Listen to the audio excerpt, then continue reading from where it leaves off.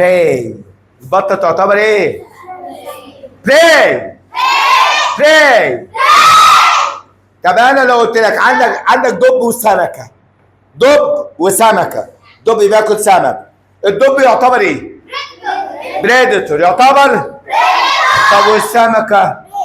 براي. برافو عليك. طيب انا عندي اول وسنيك. يلا يا سميرة، الاول والسنيك. الاول بتاكل السنيك، الاول تعتبر ايه؟ والسنيك ايه ده؟ طب ما انت حلو، امال ايه؟ بياكل غزاله. الاسد يعتبر ايه؟ برافو عليك. طب الغزاله؟ اكسلنت. براي فعلا. environment where living organisms live is called. البيئة اللي الإنسان والكائن الحي عايش فيها. ارفع ايدك بالراحة وبالسكات عشان اختار.